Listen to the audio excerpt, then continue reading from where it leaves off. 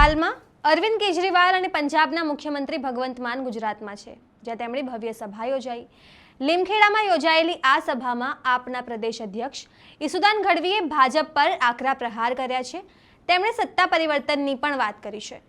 નમસ્કાર, હું છું ચંદ્રિકા પુત્રી નિરાલી। आओ सांभळीए ईसुदान गढ़वीए વધુમાં શું કહ્યું।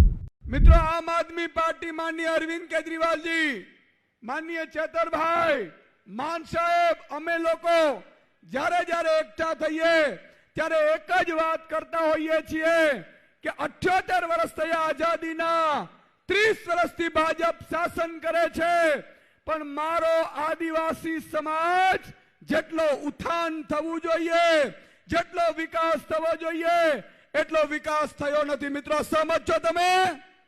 કેટલા કેટલા સહમત છો? હાથ ઊંચો કરે આદિવાસી સમાજનો।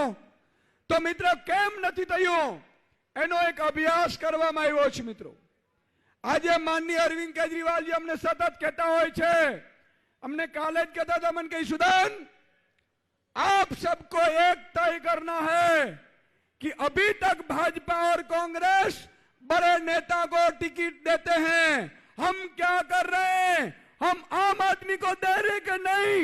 तो मित्रों, आज तमने टिकटो मळवानी जे तमे तालुका जिला लड़वाना छो, आ तक माननीय अरविंद केजरीवाल जी एटला माटे आपी छे के हवे आम जनता, आम आदिवासी समाजनुं नेतृत्व करशे। बरोबर छे के नहीं?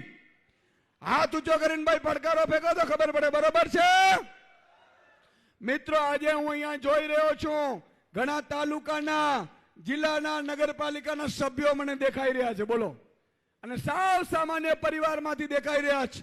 पण मित्रों, आपणुं सपनुं छे आज चेतरभाई वसावा एक धारासभ्य आदिवासी समाज में चूंटाया। आज 3.5 वर्ष थया, पण तमे जुओ, आदिवासी समाज माटे सौथी वधु कोई अवाज उठाव्यो होय तो माननीय चेतरभाई उठाव्युं छे। एमना माटे एकवार ताळीओ थई जाय। मित्रों, आपणे आम आदमी छीए, अमारुं सपनुं छे मित्रों, ज्यारे 2027 में सरकार बनशे, आदिवासी समाजनो मूळ मुद्दो शुं छे?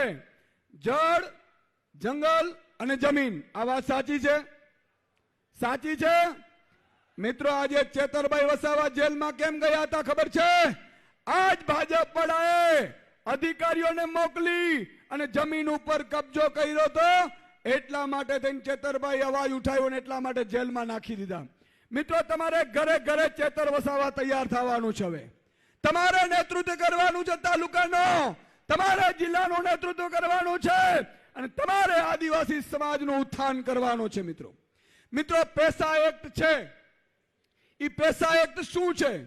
અનુસૂચિ 5 છે, ઈ કેમ લાગુ કરવામાં નથી આવતી? એક ટ્રાઇબલ કાઉન્સિલ આવે, એના બાય ડિફોલ્ટ અધ્યક્ષ આદિવાસી સમાજના હોવા જોઈએ।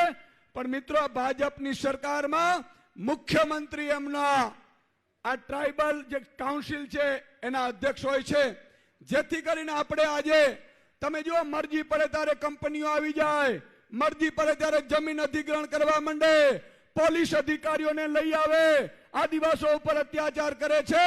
આ કાયમી માટે સમાપ્ત કરવો હોય અને અનુસૂચિ 5 અને પેસા એક્ટ બરાબર લાગુ કરવું હોય ને તો મિત્રો, માનનીય અરવિંદ કેજરીવાલજીની વિચારધારાને ઝાડુને આપણે પસંદ કરવું પડશે। બરોબર છે કે નહીં? તમે આ વિશે શું વિચારો છો? કમેન્ટ કરીને જણાવો। અત્યાર માટે બસ આટલું જ। સમાચારને લગતી વધુ અપડેટ્સ માટે અમારી વેબસાઇટ www.gujaratplus.in પર પણ માહિતી મેળવી શકો છો। ધન્યવાદ।